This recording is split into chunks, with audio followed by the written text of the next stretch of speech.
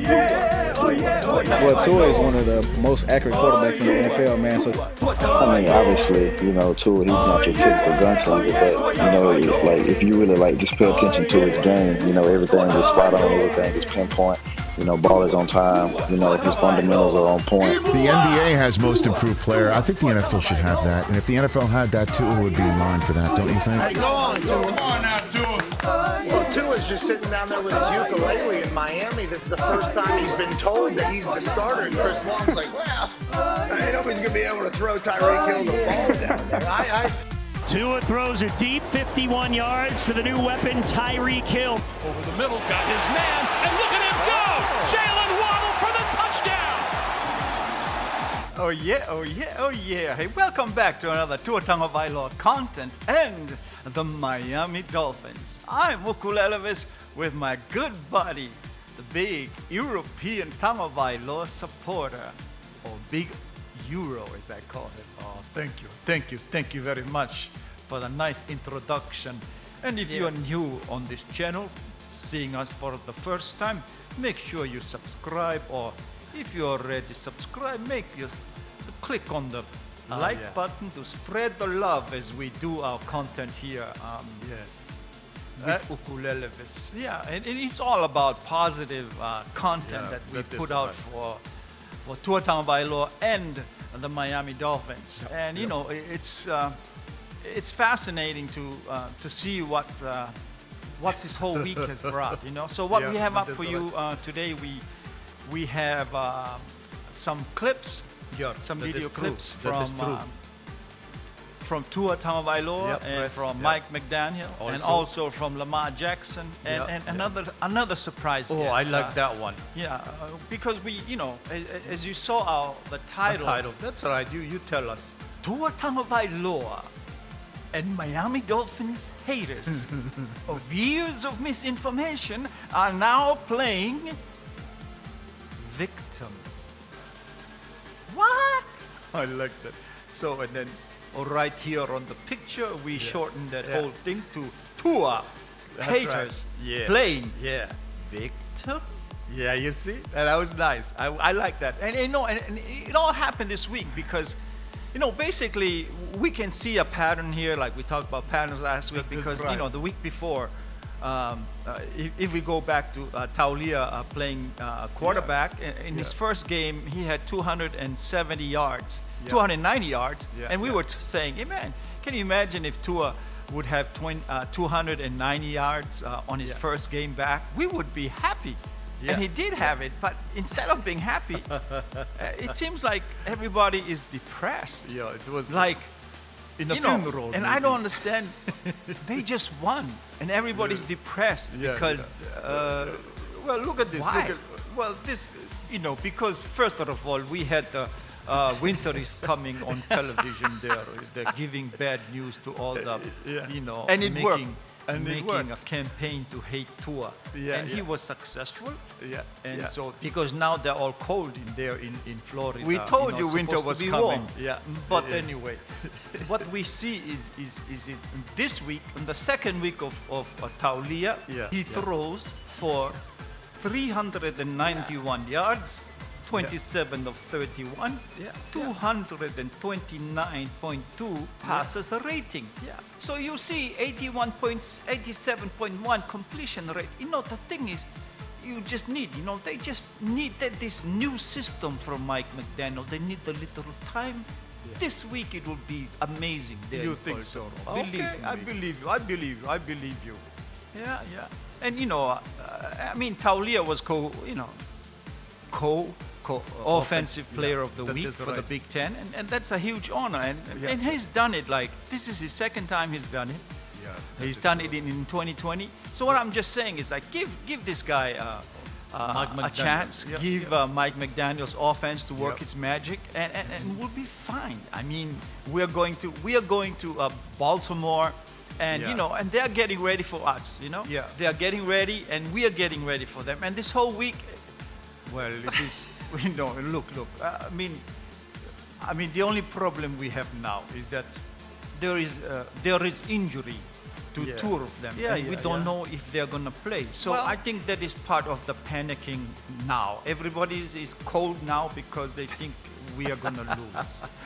Well, come on, we have to thank, sorry, excuse me, Archuleta there for scaring everybody into thinking that, all his negative cold stuff is working on the Miami Dolphins. But Working look, on you too. I mean, we know there's injury now to Austin Jackson and also to Teron Armstead. But the thing is, here at the press conference, it was nice to listen to Mike McDaniel because he was still funny, but he was telling you not to panic in a way. So this is what he said. It's one of those things that you kind of have to take day by day. There has been improvement as far as how much improvement there'll be. By game time, you'd have to ask his ankle. So I don't speak ankle, so for sure not broken, and it's one of those issues. Ankles are finicky, so you have to. They're definitely case by case, but I know he's doing everything he can to get ready. So you see, there is some concern, about the game with Baltimore Ravens, and a question was asked, something about if it's something about the speed, that he has in his hands, and I thought his answer, especially about the receivers there, but what his answer was great, because I think it has something to do with his answer of this question was meant for the fans. There's more than just speed. You have to run the correct routes, and everybody has to play together as one, and that's why they got this win. But this is his explanation. It was nice to hear. I think it's a wonderful tool and resource that, assuming that you can't just be a fast guy. When you're fast and you can play strong and you can have a diverse route tree, it's an issue because you can expand the field in the same amount of time more than other teams, so that puts stress on the defense. None of that stress even matters unless you have a group of guys working together, so that you have time to throw the ball, you make the correct progression, coaches call the right plays to put players in successful situations, and all that. So it's not by itself, but it was cool to see those guys running around and playing within the timing of our offense, which helped us on the success we did have. And I kind of like that, always making sure that the positive last word there is the success they just had this past weekend. And I thought the next question, he answered it really well, because it had something to do with Teron when he got injured there last weekend. And how he dealt with it. And I thought his answer was great, because it's not like the first time he's dealing with it. 15 years. And his continued answer on who will be available for the Baltimore Ravens game, it was also very clear that he's a type that is very straightforward, and he'll tell you how it is and what it is. He's not gonna lie to you or something, but he'll tell you what's going on and how they're dealing with it and who they will choose in case he's not available to play. So this but is he what didn't said. give any names. Teron was obviously a little banged up, and Greg too. What was that like trying to keep all that together on Sunday? And do you expect both those guys to be available? No, that's it's not the first rep that I've had at that. Again, I've tried to take advantage of all the opportunities I have had to be involved in the game day operating process. So it was obviously not ideal, but you go back to when it's not the first time that it's happened to you.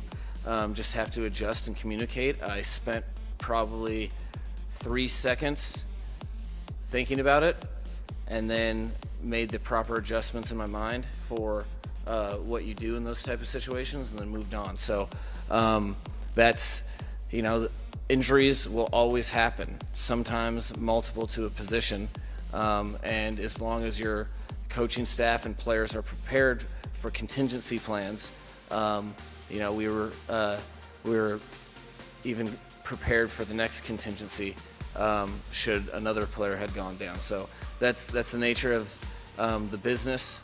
Although not ideal, no one cares after the game how hard it was for you. Then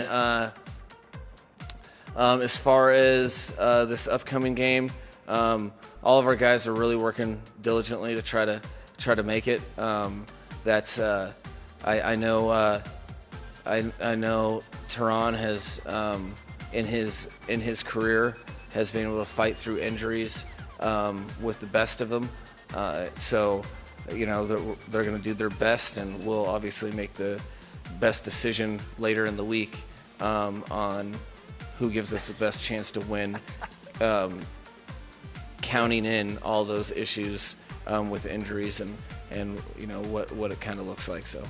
So, the next question, he had a great answer for it, because basically what he's trying to do is not to put any bulletin board material out there for Baltimore to be hating on the Miami Dolphins. But, first of all, the question was about the defense, how good they were, last year. And of course, he answered that. But more than that, he kind of like gave everybody, this is so typical of Mike McDaniel. He's so humble and everything, that he says, hey, look, man, giving flowers to the team, I like it. What a great team it is, and how much wins dwarfs his winning status. But I thought it was nice, and because he's always putting himself down first, so that people for example, the Ravens are not gonna go, let's go kill the Miami Dolphins. No, man. The Dolphins are cool because they have a cool coach. Did you just have one of your Stephen A. Smith, Viagra pill for the vocal cords? It almost sounded like. Hey, we have to make a new name for that, man. I don't think it's good for the brand Viagra, because everybody might go and ask for the Stephen A. Smith Viagra for the vocal cords. We just made that up, people. Don't believe a word we said. Let me play this from the press conference. Here it is.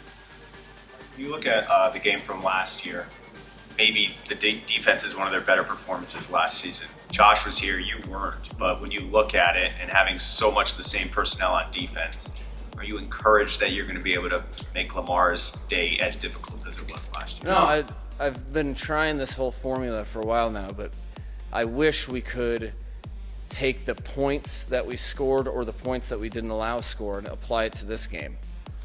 Unfortunately, that is not the case. So,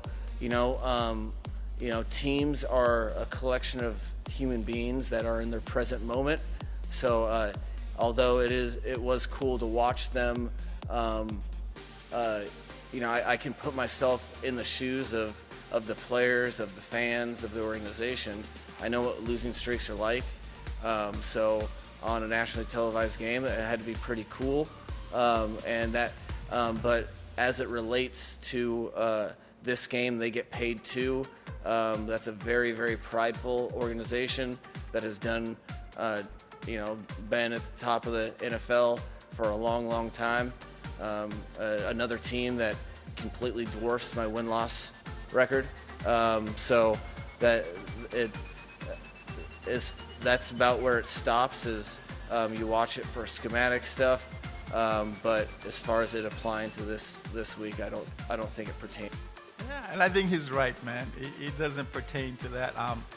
I like the fact that he doesn't want to give any bulletin stuff to the Baltimore Ravens, and just giving flowers to the team, praising them, and that's wonderful.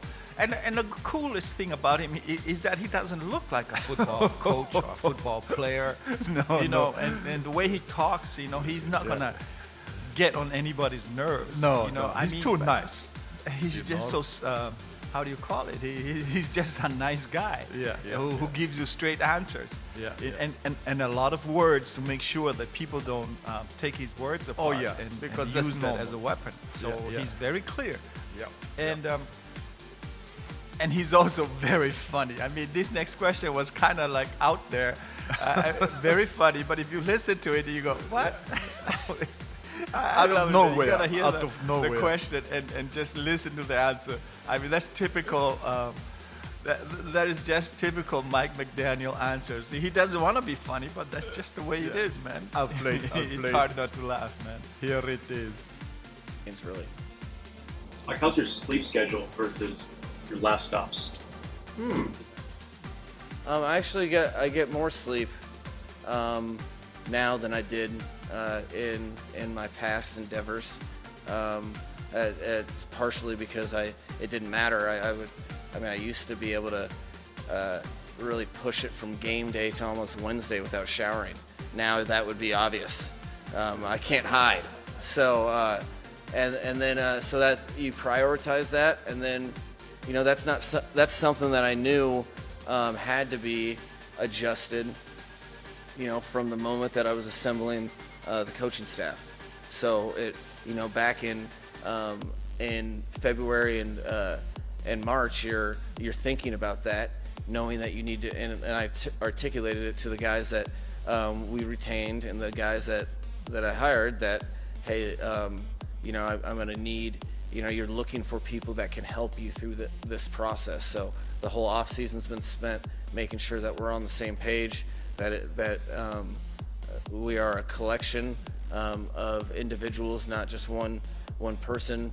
I am accountable and will always be accountable for whatever decisions made. That's my job as the head coach, but my job is also to make the best, or make everybody around me their very best, and they in turn make me better by allowing me to get a little more sleep. So yeah, it was a personal record for me last night, get all my work done, and then the stuff that I can delegate allowed me to get a little shut eye, which is good. Yeah, shut eye is needed, man. Oh, yeah. Damn, man, would you have wanted to be around him back in those days? In those days, yeah. That's a few days of not taking a shower, man. I tell you, that must be hard. But of course, where would he have been? I mean, if you're saying that he was in Miami, obviously it's too hot. Yeah, he must maybe take a in shower. Hawaii. Yeah. I think he was in Colorado, Denver Broncos. Yeah, I think, and That it's is for me. right. I think that's cold weather all the time. So he can afford to go with a few days without it. Yeah. But I think if you are like with Miami, maybe. with Tua coming out of Hawaii and Ever Beach there, it's hot, man. So, but Tua is lucky in Ever Beach. If That it's is- really hot, that you is just right. jump in the water. It's right there. Yeah.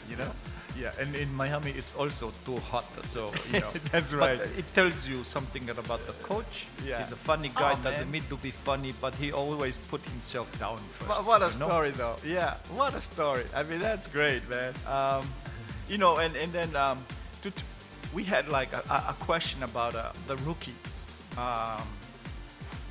Kata Kuho or Kata Kuho. He's a rookie, and he had the highest record of the highest grade for the Dolphins defense there. Look, check this out, man. Oh, that is very good. Wow. Yeah. Number one, 91.2. Yeah. Connor Williams, 82.3. Melvin Ingram, 76.8. Emmanuel Ogba, 76.5. Yeah. Jalen Waddle, 75.4. Water. Hey, pretty Not cool. bad. Yeah. And this is one of the Twitter. I mean, But not bad, huh? yeah, That all this rookie defense, and he wasn't. Was he drafted? No, he wasn't drafted. Oh, He was undrafted, man. And so that's funny. Here's the question about him. Oh yeah, I'll put it up. But I thought it was interesting. The question was when you look at the film and then you see Koho, what did you think of him and how he played? And his answer is this one. Well, hopefully it showed you guys that we were not all crazy working around here. It was something that, I was happy for him as a rookie. I can just tell it on his face this week. He's a cool dude where who has an incredible story, but you can see he's coming out of his shell, and I thought he was a lot more quiet than he really is. I think he just wanted to prove himself before he did so. Well, he's been proving himself to the coaches and his teammates, from a while. He does stuff every day that you get fired up about. And, I think he acknowledges his situation as well, where it's cool to make some plays. You should gain confidence, but no, as a rookie, it's more about, okay, there's something that's going to happen that you're not gonna like. You're either gonna be a little off, or something is coming. It is the nature of this game. So focusing on, okay, we can't just live on hooray, I get cheers and people celebrate me. No, take what you can learn from the game, even if it's good or bad, and where are you going to be at when you get beat or somebody makes a play on you the next play. And to him, to Kohu again, here was another question that someone asked about him, thinking that he wasn't playing, I think.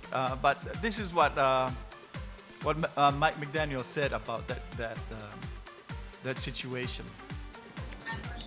Mike Kahoot, after the game, said he had no idea if he was up or down. He just figured he saw the pads in his locker and he went out there. He didn't even know that. He thought only that all. Yeah, well, he's a rookie. There's our proper protocol is to individually seek out those not active before the game, and so we don't go to each player and be like, "Congratulations, you're active." So, rookie deal. That's that doesn't surprise me. I think we want especially our rookies to assume that they're playing every day, because they gotta max out their preparation and catch up to the curve that's the rest of the veterans in the National Football League. Yeah, that is right. Cool, so cool. Here is the last question here for about Tua Tagovailoa. Mike, what do you want to see from Tua over the next couple days of practice leading into Sunday? What do I want to see from him? Or what do you need to see as his kind of like? It's just the continued growth. He hasn't been satisfied at all, so he keeps building upon. It doesn't always look it, but you got to remember it's his first year in the offense, and it's the first time we're working together. So I want to see him focus on the stuff that he knows that he was frustrated with to get better, but also I want to see his confidence continue to grow, because he should get more confidence each and every day that he's playing the position with us and doing it at a high level. Oh, I like that, man. Telling us, man, it's the first year. This is a new system. We're working together. We're going to get it. And I like that from Mike McDaniel, giving confidence to Tua, saying his confidence is growing. Yeah, and I think that's what's going on at the moment with the Miami Dolphins. And, we just have to look at the record. It's 1-0, and it's possible that they will go even further. Like, a lot of people didn't give us a chance to go 4-0. But I tell you, man, you'll be surprised if something happens and they ended up with 4-0 in the very beginning of the season. Yes, that's very true. Something good is coming. Yeah, we know it. And and that's what's gonna happen now. With Baltimore. There's no. Everybody is saying, not like last time. Remember last time when Miami Dolphins was playing them, they said there's no chance that we're gonna win.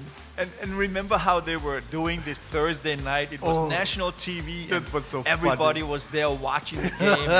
All they gave was like all this negative stuff about the Miami Dolphins and how they were gonna Steve Ross was not even in the stadium because I think he was embarrassed to have to have Lamar Jackson come into town because he's from Florida and he owns homecoming half the house or something. It was so funny. No, he didn't buy a lot of tickets, but a lot of his family was there. And this was a homecoming, and my God, poor Dolphins, man. The bull that they were giving the American people, sports fans, of what was about to happen. And they all had egg on their face. And this was because there were people out in the local media giving national media what was bad about Tua and about the Miami Dolphins. Yes. And that was it. There's nothing else to say. You know? Yeah. And I think they are paying for that. So whoever gave out the information, the wrong information on the Miami Dolphins to the national media when they all got egg on their face, That is right. don't have jobs anymore. And that's the bad thing about this business. You give out false information or misinformation, someone is going to pay. And I think that person, we all know, we won't speak about it, is not around anymore. Yes, so that's just my guess, but nothing else. You know, so now when you look around, do you see people like strutting their stuff like they did last year? No one is coming out to say prediction about this game. They gave it, but you know, basically it wasn't like the baloney they were giving last year. Oh yeah. You know, I mean, they all had egg on their face. So this year they're cutting back, and they realized maybe, you know what, we should not say anything. So you can look around. There's nobody preaching who's gonna. Well, you know, there's the preaching is still out there. For example, they are afraid to say anything about Tua at the moment. Like, listen to her. But here's what she said. Well, you know, I just think that is baloney, because if you speak untruth, you will stop to say, you will not say it anymore. Because if you sit in a circle and decide to say negative things, if you're on the, how do you call it, the circle Jeremy, and you decide to say bad things, then that's why you're afraid to say stuff. But I think you must also understand the Miami fans, you know, they have been desperate. But do you think it is true? I mean, listen to this here. Okay, let's hear it. We talk a lot about Tuanon in Miami because there is a fervent zealousness around, zealotry around Tua that is a little bit odd. But the reason I was disappointed by game one is because, primarily, right, and these people get very mad at me when I sound negative after a win over Belichick with a first-time head coach, but I'm so desperate to see him like he is the answer for 10 years, not game one against the Patriots 20-7. I want to see the stuff that makes me know that they've got a quarterback for a decade. I think it's what all Dolphin fans want, not 20-7 against the Patriots. First, I'll say, I think Tuanon, or just Dolphins fans in general, is like one of the most successful bullying campaigns in the history of sports fandom. Because I have noticed that around here in NFL media generally, people are tiptoeing around Tua now because they don't want that noise. Well, you know, you don't want the noise because of the lies you've been putting on this guy. Yeah, that's okay, right. if all of you all decide to get on the circle Jeremy and decide to say just negative stuff and about Tua, no positive things. No, I mean, none. that's surprised me for 2 years. You never say anything positive about That is Tua. right. And now all of a sudden people are fighting back. Then you are saying it's a campaign or this or this. Tiptoeing. What a big bowl of fandom. Because I have noticed that around here in NFL media generally, people are tiptoeing around Tua now because they don't want that noise. They don't want that noise. Now you're a victim.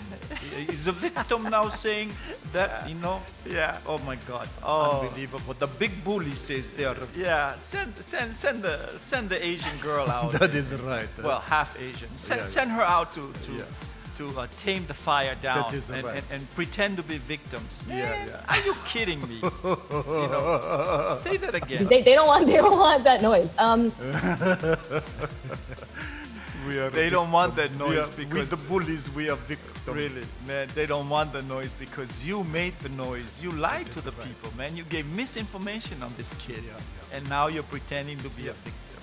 This is the picture of all the circle Jeremy who gives bad information and give notes to anybody who goes on you know, national television, including here this what do you call it?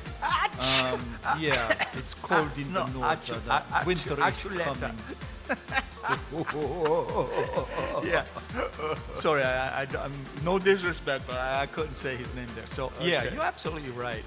Archuleta is the one that actually like giving bad information all day long. Yeah, the hate, and, all hate. And that was a good campaign from the Tua haters. They really got their guy in, and they had a good good circle Jeremy there before the game. So heads up to all the haters.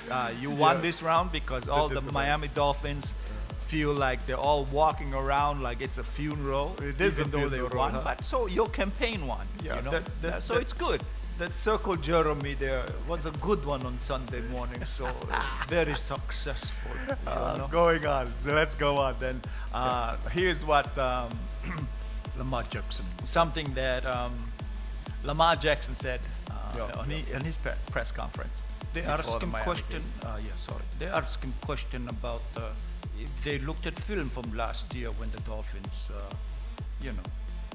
played against them. About the Dolphins, His when answer. you look at the game film from last year, why do you think they were as effective against you guys as they were, and do you expect to see a lot of the same stuff on Sunday? They just, caught us off guard, really.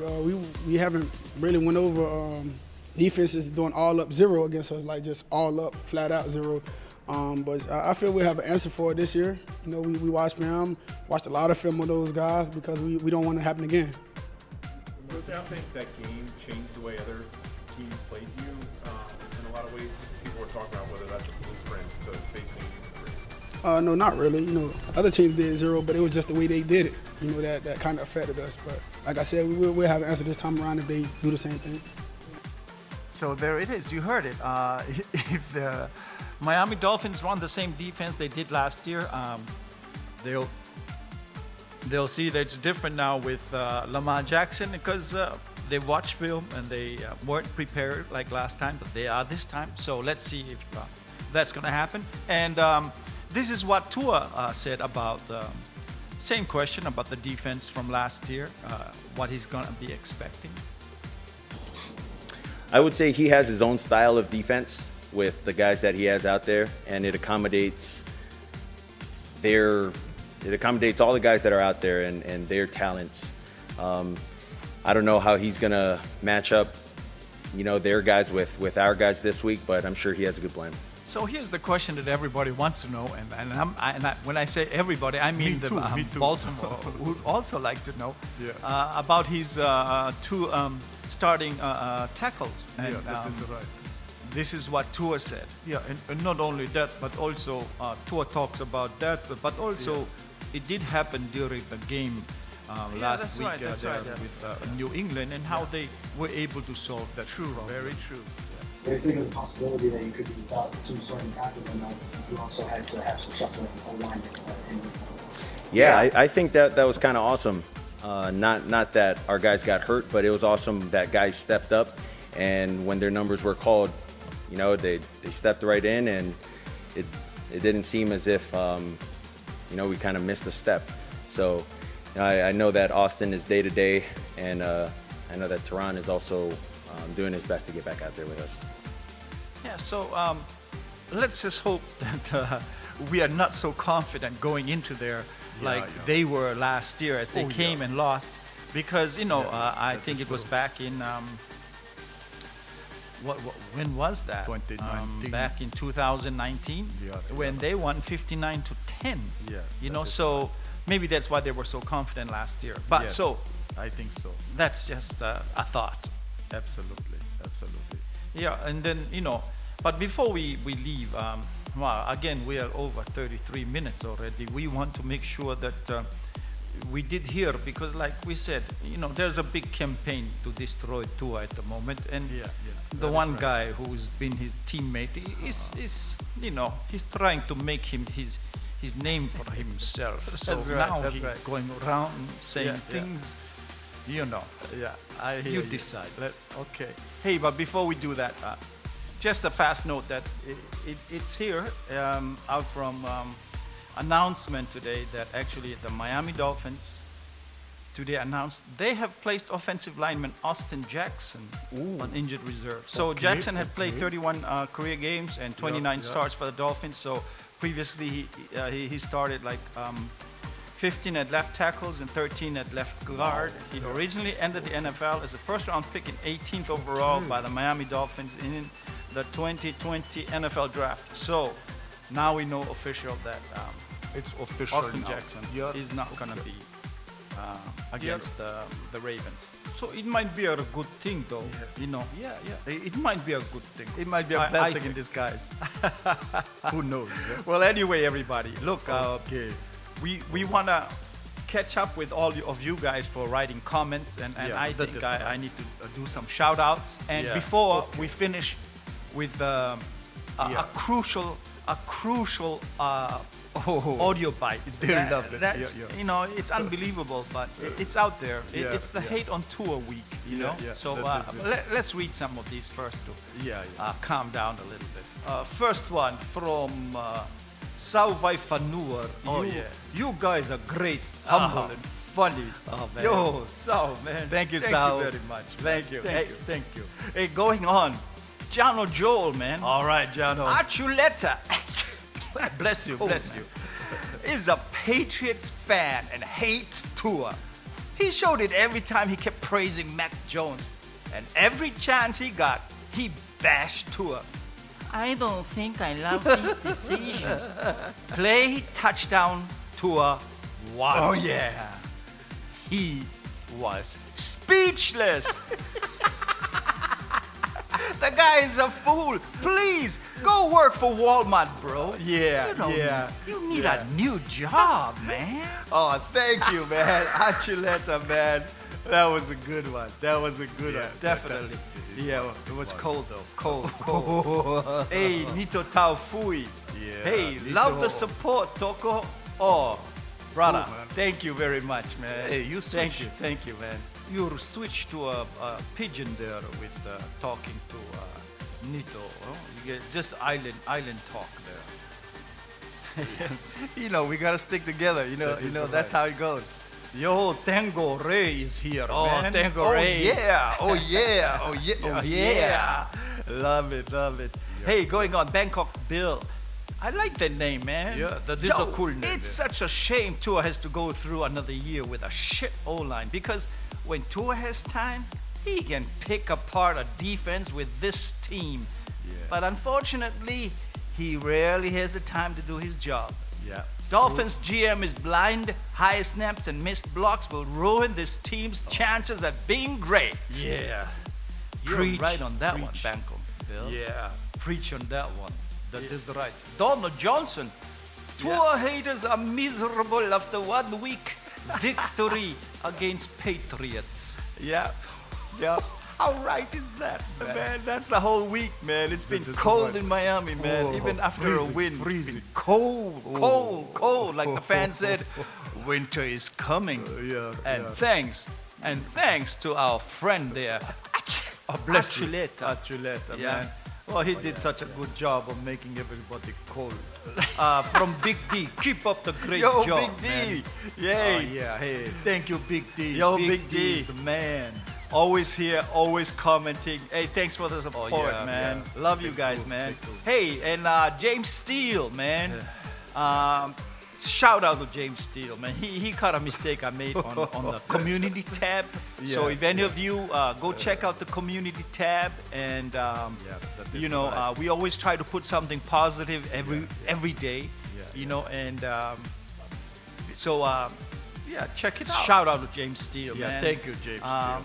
Yeah, I guess I had put something wrong, and Mac definitely had a fumble. It was a return for a touchdown. Yeah, we saw that. Everybody saw it. And then when he gave me that message, it was like, I don't know, I must have seen the message at, was it 3:30 or 4:30 in the morning here in were you watching the in game Europe? there? So trying to watch. I assumed he was talking. I don't know. I thought he was talking about Pittsburgh Steelers. So, but I'm glad you found that. Thank you. And any of you, if you see that if I made a mistake on some of the stats, please let me know, man. Because it's embarrassing to put down wrong stats. You know how it is. And we always have. I can always count on Omar Farah to correct me on that one, man. Thanks. Shout out to Omar Farah, dude. Oh yeah. Where else we have? I guess that's some of this week's If we miss, and then we're going overtime, but that's okay because we need to catch up from all the comments. So do we go now to the surprise there with the audio there from our hater? Well, He's not the hater. So here is our surprise. It's just Fitzpatrick. Like I guess he's working for Amazon now on Thursday nights or whatever, and he's a commentator there. So the thing is, like, they ask him a question on one of these shows here. I'll put up the picture there. So they ask him a question to say a little bit of what he thinks of Tua, because now he's an analyst, I guess. So this is what he said. But you guys decide what he said, but it was okay, So here it is.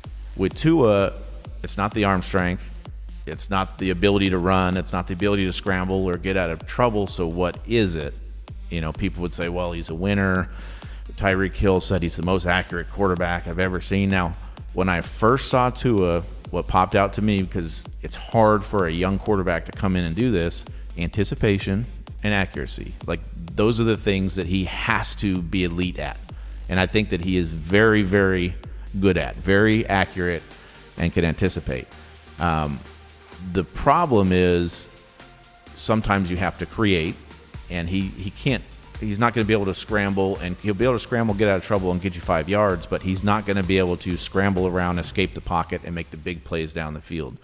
So he has to take what he has that's elite, is his accuracy, and hopefully as he gets better, his decision-making, and he has to be the best in the NFL at it, because he's limited in some of those other ways. And okay, look, we will make another video, and then I'll come back and tell you how to break down this thing with Fitz, because I have a lot to say, but I can't say it anymore, right? That is right. We don't have enough time, but I thought it is interesting yeah.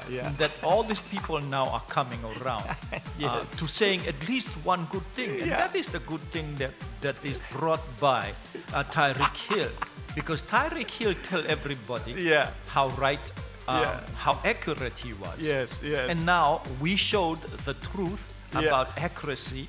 And now everybody is saying that he is accurate. After Stephen A. Smith with his near South Beach, before he had an opportunity to pass gas, this brother was engaging in blasphemy by talking about Tua Tagovailoa was more accurate than Patrick Mahomes. You know what? The stats said exactly back up Tyreek Hill. But but we are jealous that you have your Viagra for the vocal cords, so we're just angry that you have so much and we don't have any. Yeah. So much. You mean he has so much gas? We just want to say that continuing on, let's keep going on with Fitz magic here. That is right. So what we have here is we always said before, when everybody would question that and say that Tua is injury prone, we always say to them, hey, by the way, in the last 2 years, who played more football games in the NFL, Fitzpatrick or Tua Tagovailoa? And the answer is Fitzpatrick was played 3 or 4 downs for the Washington Commanders before he was injured with his hip injury. And I thought that was funny, and nobody ever made that connection. But all of a sudden, here is this question about him: did he really injure it on a football field, or did he injure it when he went on the water slide and in Washington, I think, or somewhere before he played his first down for the Washington Commanders. So here he did this interview, and you can just literally laugh at what was going on, because he was getting angry that they asked the question, like they ambushed him, and then he cried victim, saying, "Hey man, I'm the media now. I'm with the media now." So he was kind of like disappointed that they brought that thing up. So nobody knows if it's real, but there was a rumor out there that he injured his hip at this water slide a couple weeks before he went on. Before he snapped his first down there 2021 for the Washington season. Commanders, because he was with his family. Here it is. I put it. A question for a better part of a year now. Stugat's investigative journalist. You want to have at Ryan Fitzpatrick here? Yeah, Ryan, so there were several reports last year. Now, granted, these reports came from callers into a Washington, D.C. sports radio station that you had hurt yourself last year before the season on a water slide. And I think that's like, listen, you probably shouldn't be doing that right before the NFL season if indeed these rumors are true. And so I just want to either find out if they're true or put the rumors to bed. Were you indeed? Did your career end on a water slide?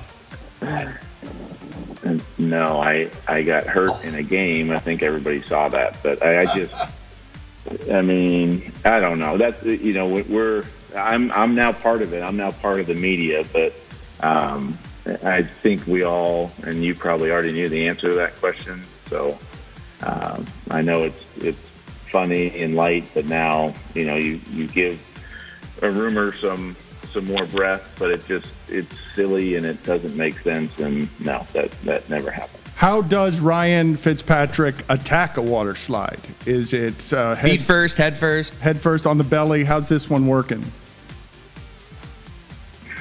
Well, we can move on to something else. Okay, it's a wow, way to go, Stu Gotts. That's the line.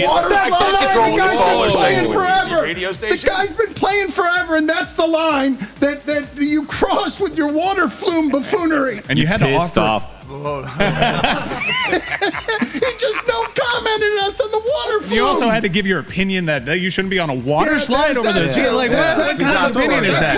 Especially the big bowl right before the season, the big bowl water slide. Dangerous This is game. where you fouled it up. Fitzpatrick, you were shirtless at a Bills game recently. You have no cares. You are like why is that the line?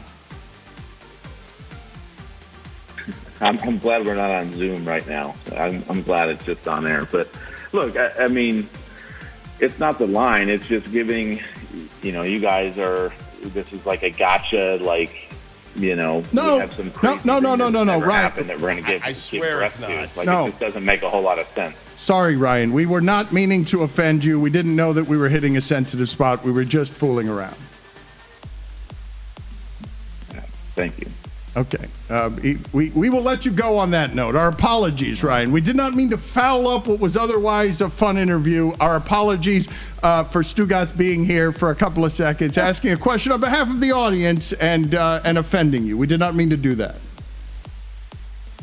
All right. Have a good day, guys. All right. Great efficiency by Stu Gotts. Wow. Stu Gotts, I mean, that's a hard-hitting journalist. That was like a Uncomfortable laser. moment nominee. Nominee. Lock it in. Yeah, seriously. He says that he wishes he'd seen us on Zoom. So, well, is this the end of this conversation? I'm not sure, because I think some people might want to continue investigating if it's really well, that's a lot of money or not, because $10 million he got for not even playing a full snap there. I don't know. A few minutes snaps. He played, you know. Few snaps, you know. I remember. But I think the Commanders are going to try to find out and see if they can get their money back from Fitzpatrick. I'm not sure. But, you know, Fitzpatrick doesn't, I mean, you know, at least he's not hating Tua a lot. At least he's just trying to make a living, you know, being an analyst. And you know, there were other analysts that are not so good, but it sounded like he really didn't hate Tua. No, it didn't sound so. I mean, he's just trying to do his job. I just didn't like the support he was getting from the local media in Miami and how they were treating him like the second coming. And I just didn't like that, because with that they hated Tua. So anyway, but I'm glad that we got to listen to that, and I'm not sure, like, you know, we'll see what happens to that story, but we'll stay on that story. And thank you again,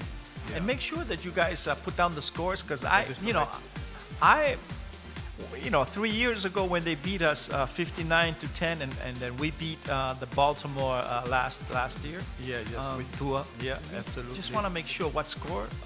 I'm thinking if we beat them 59-10, then I'm happy. Okay, You know? okay. I like that. So Yeah. we are going 2-0. That is right. On That is right. Sunday. Absolutely. I believe you. I believe you. yeah. 2-0. Yeah. We are winning on this one. All right, So my man. score is I would say 41 to 14. Oh, great, man. And Okay. that's my score. I love it. And I also think that the offense will do really well, especially Waddle and Tyreek. They will set up yeah. each other, Oh, and yeah. the running game will be better than last week. Oh, So I everything will be believe so better. too. So in fact, Yeah. passing they will have more than Yeah. 300 yards passing. Ooh, So okay. yeah. And I think I'm looking forward to the game on Sunday. And if you're still watching this, make sure you subscribe and Press the like button. Press the like button. As Yeah. always, take care and be safe out there. Oh yeah, oh yeah, oh yeah, oh yeah. Oh yeah, Tua Tagovailoa. Oh yeah, oh yeah, oh yeah, oh yeah. Oh yeah, Tua Tagovailoa. Tua Tagovailoa.